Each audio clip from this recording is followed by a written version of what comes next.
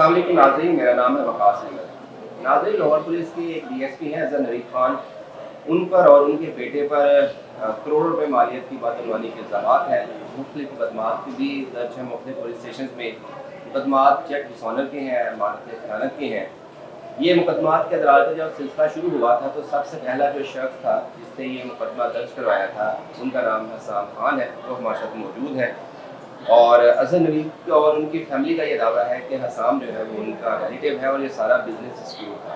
हसाम से जानते हैं कि ये मामला बिलाखिर शुरू कैसे हुआ था और यहाँ तक पहुँचने की क्या वजूहात हैं। भाईजान, आपका बहुत शुक्रिया। ये बताइएगा कि क्या वाकई उनके रिलेटिव है? जी सर, मैं उनका रिलेटिव हूँ। तो फिर ये कहाँ से काम स्टार्ट हुआ, सरमायाकारी इकट्ठा करने का, कारोबार इकट्ठा करने का? सर मैं बेसिकली करता हूँ ज़िम्मेदारा। तो इधर जब हम लोग शिफ्ट हुए थे तो फिर अज़हर साहब के साथ ये मामला थे, काफ़ी गहरे मामला थे मेरे। लेकिन ये है कि इन्होंने वो कहते हैं ना, एक एतबार का रिश्ता कायम किया। इनकी वालदा के साथ भी पैसे देना, फिर उन्होंने टाइम पे वापस दे देना। इन्होंने अपने बच्चे को मेरे साथ भेज देना कि यार इसको ज़रा किसी काम पे लगाओ, पढ़ता नहीं है, लड़ाइयाँ वगैरह करता रहता है। तो पहले भी अपने बच्चे की वजह से ना सस्पेंड हो चुके हैं 2022 या 23 में ना। तो डिफेंस ए में एसएचओ लगे थे ये लोग, ये उसी वक्त सस्पेंड हो गए थे। इन्होंने कोई फायरिंग फोरिंग कर दी थी और इन्होंने पावर का मिसयूज़ किया था। तो मतलब ये हिस्ट्री रही है उसकी। तो ये कहते थे कि यार उसको ना ज़रा काम पे लगाओ। बीइंग अ रिश्तेदार मुझे था कि यार इनको ठीक है राह रास्त पे लेके आता हूँ।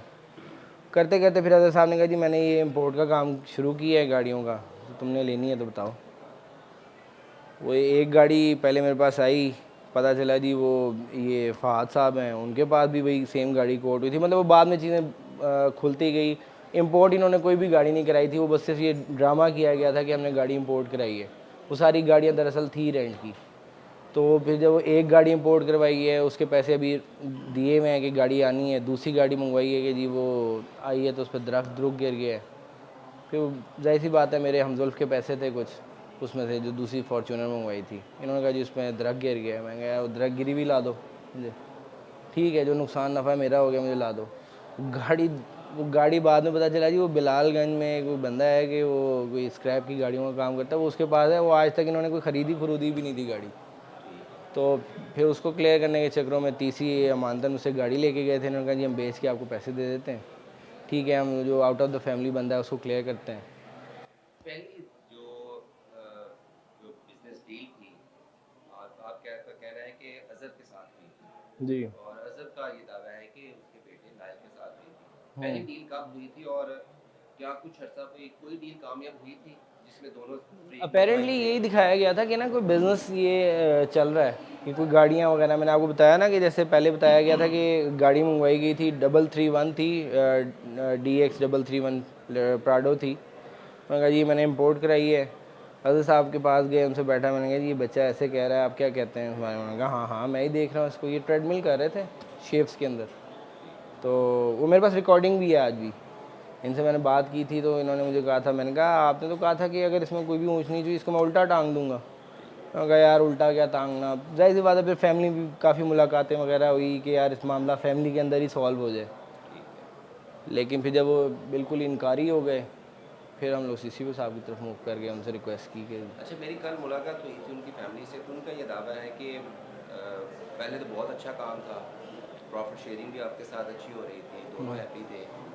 वो कहते हैं कि एक डील में नुकसान हुआ है तो नुकसान बेसिकली हमें सारा जो है वो हमें जिम्मेदार ठहराया जा रहा है। तो ये वो पॉइंट ऑफ फ्लैश है जहाँ से हमारे मामला ख़राब होना शुरू हुए। क्या ऐसा ही है? नहीं ऐसा नहीं है सर। मैं आपको अभी 2 दफ़ा मैंने आपको यही एक्सप्लेन किया है कि मेरी जो गाड़ी जाती है एलेंट्रा थी, जो बाद में पुलिस ने रिकवर भी करवाई थी, लेकिन वो 2 हाथ ट्रांसफ़र हुई थी। उसमें क्या प्रॉफिट परसेंटेज हो सकती है? मेरी ज़ाती गाड़ी थी, मैं फ़र्स्ट ओनर था उसका। और जो गाड़ी मैंने इंपोर्ट कराई हुई है, इनके मुताबिक इंपोर्ट हो रही है, डॉक्यूमेंट्स वगैरह इन्होंने भेजे, वो मैंने सारी डिटेल CCPO की उसमें फ़ाइल में, अगर आप कहते हैं आपको भी प्रोवाइड कर दूँगा। तो वो बाद में अगर ये कहते हैं जी, इन्होंने एक गाड़ी का दावा ये किया कि गाड़ी पे ना दरख्त गिरा है, फॉर्चूनर जो मंगवाई थी ना इनसे। तो उन्होंने कहा जी गाड़ी पे ना दरख्त गिरा है। तो एंड पे ये बात भी आ गई थी हमारी फैमिली में बैठ के, यार वो दरख्त गिरा है तो कुछ तो बचा होगा ना उस गाड़ी का, जी। वही गाड़ी हमें दे दो। इन्होंने कहा जी वो गाड़ी तो हमने बेच दी। हमने कहा यार जितने की बेची उतने पैसे दे दो। और बाद में चला वो गाड़ी तो एग्जिस्ट ही नहीं करती थी। सही है। वो किसी स्क्रैप वाले के पास कोई गाड़ी की पिक्चर वीडियो उसमें बना के, कोई पठान है बिलालगंज में, वो काम करते हैं इन गाड़ियों का, उससे इन्होंने किसी और से, इब्राहिम नामी लड़का है, उससे वीडियो लेके वो वीडियो में दिखाई गई जी ये वीडियो, वो भी जब मामला बिगड़ गए उसके बाद ज़बरदस्ती जब उसको बिठाया गया कि यार बताओ तो सही हुआ क्या। ये कोई सितंबर से मामला चल रहा था हम लोगों का आपस में, सितंबर 2025 2025 से। फिर वो चल काम कब स्टार्ट हुआ किया था? काम इन्होंने जो मेरे सामने पिच किया था ना, काम इन्होंने किया था बाय मिड ऑफ अगस्त 2025 से। 2025 में। अच्छा हसाम साहब, ये बताइएगा, आपने कहा कि ये अगस्त 2025 से बेसिकली आपने ये काम स्टार्ट किया था, तो ये जितना भी लेन देन हुआ ये आपने थ्रू बैंक किया या कैश किया? अज़हर को पैसे ये हवाले किए गए या उसके बेटे नाइल को? सर ऐसे था कि ये कहते थे कि ना मैं इस पे कोई डॉक्यूमेंट्स पे साइन करूँगा क्योंकि मैं एक गवर्नमेंट एम्प्लॉय हूँ, तो मैं जो है ना बिज़नेस नहीं कर सकता इस तरह से। दूसरा ये है कि ये अपने बैंक अकाउंट में सिर्फ और सिर्फ हमसे कमेटियाँ मंगवाते थे अपनी, बस। ठीक है। उसके अलावा कोई ट्रांजैक्शन नहीं होती थी। हाँ, कैश का लेन देन एक दो दफ़ा इन्होंने किया है, जो दरमियान में इनको हमने दिया 25 लाख रुपए एक दिया था, मतलब कि वो डिफरेंट ट्रांजैक्शन है जो बाकायदा उसी वक्त वॉइस नोट और मैसेज भेज के कंफर्म करवाई गई, भी इतनी पेमेंट दे दी गई आपकी तरफ से गई है हाँ जी मेरी तरफ से। अज़हर के अकाउंट में? नहीं, अजहर साहब ने, मैं आपको बताया अकाउंट में नहीं लेते थे। अकाउंट में लेते होते तो इतनी लंबी इंक्वायरी ना चलती, तो फिर क्लियर हो जाती ना चीज़ें। 2-3 लोग आए और जिन्होंने अकाउंट में पेमेंट्स दी हैं, मेरी अकाउंट में पेमेंट नहीं हुई इनके साथ, अजहर साहब के साथ। अच्छा, अज़हर की फैमिली का ये भी दावा है कि हाँ उन्होंने कुछ ट्रांजैक्शंस भी दिखाई जो नाइल के अकाउंट से आपके अकाउंट में हुई थी। वो पैसे किस मद में फिर आपने क्या सर, इसी डिस्प्यूटेड अमाउंट को उन्होंने नहीं पे ऑफ करना शुरू किया देखिए था? ना सर, मैंने जो एप्लीकेशन दी है ना, जो मेरी एप्लीकेशन है, मैंने सीसीपीओ साहब के ऑफिस में भी जब इंक्वायरी चल रही थी, उन्होंने इनसे यही सवाल किया था कि आपसे जो डिस्प्यूटेड अमाउंट का पूछा जा रहा है ना, आप उसका जवाब दें। ये ले जाते थे पहले कोई कमेटी ट्रांसफ़र की हुई है, कोई मुझे कैश दे के अपने अकाउंट में ट्रांसफ़र करवाया हुआ है। ओके। वो जो कोई एक गाड़ी इन्होंने अपेरेंटली दिखाया था कि बिक गई है प्राडो, उसकी ट्रांजैक्शन की है, वो दिखाते हैं। भाई आपसे ये कहा जा रहा है कि ये डील हुई है, इस तारीख को आपने कहा कि ये गाड़ी आ रही है, उससे पहले आपने लिखा हुआ ऑल क्लियर चैट के अंदर, फिर आपने कहा जी ये डील आ रही है, फिर डील के बाद आपको पैसे दिए जा रहे हैं, आप उसका जवाब क्यों नहीं देते? सर ये ऐसे है, मैं 6 साल से आपके घर नौकरी कर रहा हूँ, मान लिया ये 6 महीने से नौकरी कर रहा हूँ, और 6वें महीने मैंने आपके घर चोरी कर दी है, तो आप कहेंगे नहीं नहीं नहीं नहीं नहीं, मुझे 6 महीने पहले से देखो मैं तुम्हारे पास काम कर रहा हूँ। भैया आपने चोरी ये भी की है, आप इसका जवाब दें। आपने सारा स्कैम रचाया हुआ था, आप कहते थे कि ये कारोबार है, रेंट की गाड़ियों का कैसे कारोबार हो सकता है? या तो इसकी मद में ये को पैसा कहीं और यूटिलाइज करते थे, लोगों को दिखाते थे कि हम काम कर रहे हैं, कोई इनकी पेमेंट स्टक हुई है कहीं, या इस तरह का कोई काम है जो ये बाहर आके बता नहीं सकते लोगों को कि यार ये हम ये काम करें। वो लीगल है इलीगल है मैं नहीं जानता, अल्लाह बेहतर जानता है, लेकिन वो गाड़ियाँ 10 गाड़ियाँ रेंट वाले की हैं, बरकत नाम है, जिसमें से 9 पुलिस ने रिकवर करवा के दी हैं, एक गाड़ी अभी रहती है उसकी। अच्छा, मेरा ख्याल है जो जितनी अब तक एफआईआर सामने आई हैं, कोई अज़हर पे लाइबिलिटी जो है वो 7-8 करोड़ रुपए की बनती है उन एफआईआर के हाँ सर, मेरे मुताबिक जो है ना उन पे लाइबिलिटी बनती है तकरीबन कोई 12.5 करोड़ रुपए की। 12.5 करोड़ की। आपके बाद जो बाकी लोग हैं जो दावेदार हैं कि जी हमारे साथ भी ये हुआ है, तो आप उसके बिल्कुल साथ थे, फैमिली में भी आपका था जाना आना, नाइल के साथ भी आपकी अच्छी दोस्ती थी, तो आपको पता नहीं चला कि वो नाइल और अज़हर आपके सामने क्या कुछ करते जा रहे हैं लोगों के साथ? सर मैं आपको ऑनेस्टली बताऊँ, मैं इनके बहुत क्लोज था, इसमें कोई शक नहीं, लेकिन इनकी ना बेटी है छोटी, मेरी भी बहन ही है, उसको भी नहीं पता था कि अज़हर साहब, अब जाके मुझे पता चला कि अज़हर साहब के नाम पे 3 गाड़ियाँ थी। ये मतलब मैं आपको बता रहा हूँ कि ये इतना क्लोज अपने आप मामलात रखते हैं। जाहिर सी बात है, जो बंदा कोई ऊंच नीच कर रहा होगा। हाँ, मुझे शक वहाँ से हुआ था, शक मुझे एक दफ़ा तब हुआ कि जब मेरी पेमेंट रुकी हुई थी, तो इनकी गाड़ी में ना एक फ़ाइल पड़ी हुई थी जिस पे बरकत अली का नाम लिखा हुआ था। बरकत अली अज़हर साहब के साथ गाड़ियों का काम करता था, अज़हर साहब की गाड़ियाँ वो रेंट पे देता था। ठीक है। तो मैंने उससे रब्ता किया, मैंने कहा यार ये गाड़ी, ये कहता था कि मेरी वालदा की गाड़ी है, और वालदा की वॉइस नोट सुनाता था मैं। अब मैं नहीं जानता, मेरा नहीं दिल मानता कि उनकी वालदा इन्वॉल्व थी, लेकिन उनके मैसेजेस वगैरह सुन के बाकी लोगों को भी भेजे हैं, और पेमेंट्स भी उनके अकाउंट में मंगवाई हैं। तो मतलब अब जाके लगता है कि सारा ना सिर्फ ड्रामा ही था जो दिखाया गया। इतना बड़ा फ्रॉडिया था कौन? अज़हर? सर दिल से माने ना तो मैं आज भी मुझे लगता है कि शायद मैं उठूँगा तो ये ख्वाब ख़त्म हो जाएगा। मैं तो दिल ही नहीं मानता था। काफ़ी अर्से मैं शौक में रहा हूँ कि ये हुआ क्या है। एक बंदे से बंदा जब इतना करीब होता है ना, मैं इनसे वाक़ई बहुत करीब था। मैं आपको बता नहीं सकता, मैं इनसे वाक़ई बहुत करीब था और सबसे ज़्यादा जो मेरे लिए तकलीफ़देह चीज़ थी वो यही थी कि इन्होंने मेरे एतमाद की जो है ना ठेस पहुँचाई है। अच्छा, आप तो चलें फैमिली में थे, तो फैमिली के रख रखाव में आप उस तरह से शायद चीज़ों को वेरीफाई नहीं कर सके। जो बाकी दावेदार यहाँ पर भी बैठे हुए हैं वो सामने आ रहे हैं, तो वो किस चीज़ से इंस्पायर थे? मतलब अगर मुझसे कोई बंदा पूछे कि मुझे अपनी गाड़ी 4 करोड़ की दे दो, कोई लिखपढ़ नहीं है, किस तरह से? क्या कोई लालच दिया जाता था? सर मैं ना इन लोगों में से ये फ़हाद भाई हैं जिनसे एक दफ़ा मुलाकात हुई इसकी मंगनी पे। मंगनी थी, ढोलकी थी, जो भी थी, इस तरह का फंक्शन था, उससे मुलाकात हुई एक दफ़ा पहले भी। मतलब मैं इनमें से किसी से भी राब्ते में नहीं था। जब वो इंक्वायरी की न्यूज़, और ऑनेस्टली मैं आज ऑन एयर भी बता रहा हूँ कि मुझे नहीं अंदाज़ा था इनकी न्यूज़ किस तरह ब्रेक हुई है ठीक इंक्वायरी है। की। बाद में इनसे मामलात, मतलब कि फ़ोन पे राब्ते वगैरह होना शुरू हुए, फिर मुलाकातें हुई। मामला ये था कि ये एक गाड़ी लेके आते थे ठीक है। किसी से, और उससे कहते थे कि गाड़ी तुम्हारी सेल हो गई है, तुम्हें प्रॉफिट आ जाएगा, और वही गाड़ी जाके दूसरे बंदे को बेच देते थे और उसके पैसे लेके उसको दे देते थे और ऊपर से कुछ प्रॉफिट भी दे देते थे। सही है। मतलब कि मतलब मैं नाम नहीं लेना चाहूँगा, पता नहीं कोई ऑफेंड ना हो जाए, एक बड़ी मारूफ शख्सियत है, उनसे गाड़ी ली गई उनकी। आप नाम ले सकते हैं, कोई मसला नहीं है। नहीं, वो मैं पहले भी उसके खामियाजे भुगत रहा हूँ नाम लेने के। ठीक है। तो बात ये है कि उनसे गाड़ी ली गई, और क्या कहते हैं, उनसे गाड़ी ली गई 4 करोड़ 20 लाख रुपए की। ठीक है। और हिजाज़ भाई वगैरह को गाड़ी बेची गई पता नहीं 3.5 की, 3.20 की, जितनी भी इनका साइड अमाउंट है। और वो गाड़ी दरअसल थी ही बैंक के नाम पे।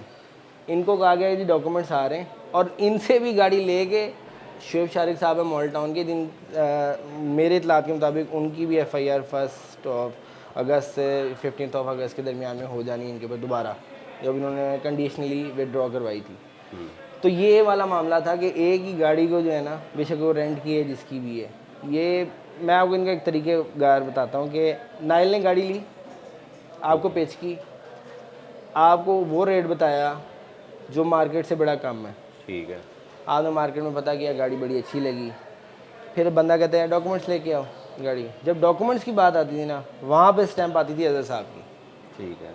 या प्राइम मिनिस्टर हाउस में बुला लेना अपने ऑफिस में जहाँ पे ये थे, मॉडल टाउन। मॉडल टाउन में 96H में जो ड्यूटी के ये ड्यूटीज अचा कर रहे थे, वहाँ पे बुला लेना, या अपने घर पे बुला लेना, या कहीं बाहर चौक वगैरह पे बुला के कहना मैं तुम्हें कह रहा हूँ ना, एतबार रखो, हो जाएगा। हमने पैसे लोगों ने हमारे देने ही हैं, हम पैसे नहीं किसी के खाते। इस तरह ही उतारते थे शीशे में। तो अभी जो सूरत हाल बन चुकी है, एफआईआर भी हो गई हैं, वो गिरफ्तारियां भी हो रही हैं, अज़हर ख़ुद भी पकड़ा गया, तो ये मामला कहीं सेटल होता नज़र आ रहा है? क्या आपको लगता है कि अज़हर के पास ये पैसे हैं जहां से वो आपके लोगों की जो अमाउंट है वो रिफ़ंड कर सकता है? सर देखें, मैं इनके साथ जब होता था ना, अजहर साहब जो चीज़ नहीं छुपाते थे ना, वो थे स्टॉक्स इनके, ठीक है। और स्टॉक्स में इनकी काफ़ी हैवी अमाउंट होती थी।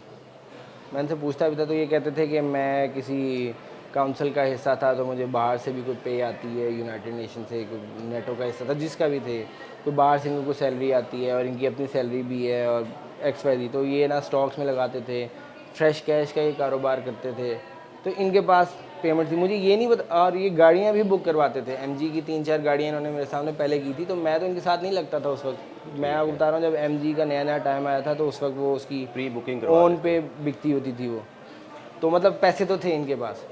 ऑल ऑफ सडन जैसे ही इनका ये क्या कहते हैं इंक्वायरी खुली है ना, इन्होंने बिल्कुल ये शो करवाया है कि हम लोगों के पास तो बिल्कुल हम लोग लुट के बर्बाद हो गए। अच्छा, उसके बाद भी आपका तो शायद फ्रीक्वेंटली आना जाना होता हो, मैं ना बड़ा लिमिटेड आना जाना है मेरा बाहर के मुल्क। मैं जब भी गया हूँ अपने खर्चे पे गया हूँ। ये भी इल्ज़ामात हैं कि मैं शायद इनके पैसे आने के बाद मेरे ये भी उनका कहना है कि भाग नायल के खुल साथ गए बड़े मेरे। टूअर्स हैं आपके। हाँ हाँ, वो आए हैं तो लक्ष्मी देवी मेरे घर में आ गई और मेरा मामला चल पड़े। अल्हम्दुलिल्लाह सर, अच्छा खासा सर्कल था, लेकिन हम लोग बाहर नहीं जाते थे। ये हर साल पूरी फैमिली बाहर जाती है, पूरी फैमिली बाहर के मुल्क जाते हैं, और खाली एक मुल्क नहीं, ऑलमोस्ट 3-4 मुल्कों से घूम के आते हैं। और अभी भी जब ये FIR से भरी हुई, हम ज़ाहिर सी बात है, एक रिश्तेदारी थी, हम लोगों ने फिर इनको टाइम दिया, मैंने कहा ठीक है जी, जो हो गया। नाइल इश्तियारी था उस वक्त, इन्होंने कहा जी नाइल गुम हो गया, नाइल के पास पैसे हैं, मेरे पास सिर्फ ये 1 करोड़ रुपये था, तो इसमें से देना है, मैंने बाकी लोगों से भी सेटलमेंट करनी है। मैंने कहा चलो ठीक है। फिर एक दफ़ा फिर एतबार आ गया इन पर, हमने इनसे चेक लिए अदालत में। अदालत में इन्होंने चेक दिए अपनी मर्ज़ी की, इन्होंने स्टेटमेंट लिखवाई। मैंने कहा चलें जी, जैसे ही ये लोग फिर बाहर के मुल्क चले गए। ठीक है, वापस आए हैं या लाए गए हैं? सर तो आप मुद्दई ये हैं ना, जिस आपने तरह एफर्ट आए, करनी थी। मैं तो सर हर किस्म की भाग दौड़ कर रहा था, मतलब एम्बेसीज में कंप्लेन करनी, क्योंकि मुझे गालियां दे रहे थे। ये फ़ाद साहब को मैसेज करके कहते हैं बाहर से, नाइल साहब, कि हसाम की टांगों पे और दरवाजे पे फायरिंग कर दो, तुम्हें तुम्हारी पेमेंट मिल जाएगी। मैंने हर जगह कंप्लेंट्स की, मैंने उसकी थ्रेड्स की भी कंप्लेंट्स की, कि जाहिर सी बात है बीवी बच्चों वाला मैं बंदा हूँ, तो डर लगता है कि यार कोई मिसहैप ना हो जाए पैसों के पीछे। उसके बाद ये पाकिस्तान आए हैं, जब पाकिस्तान आने का पता चला तो बड़ा ड्रामेटिकली ये पकड़ा गया नायर, वरना इसने पकड़े जाने की किसी कोई नीयत नहीं थी। या बाप ने आगे ये नहीं कहा हाँ जी ये बड़ा मुजरिम है, इसको पकड़ लें और इससे पैसे ले लें, या बाप ने दिलवा के दिए हों पैसे। सीसीपी साहब ने ऑर्डर्स दिए थे, टीम बनाई थी, फिर उस टीम ने एग्जीक्यूट किया इसकी गिरफ्तारी को। अच्छा, अज़हर साहब का एक ये भी शिकवा है आप लोगों से कि आप उनके रिलेटिव हैं और आप उनको बड़ा एक्सप्लॉइट कर रहे हैं, प्रेशराइज़ करवा रहे हैं फैमिली को मुख्तलिफ़ लोगों से। तो कहते हैं कि इस हालात में तो ये वो अपनी लाइबिलिटीज़ क्लियर नहीं कर सकते। तो क्या आप लोगों की तरफ से कोई गुंजाइश है, कोई वे आउट है?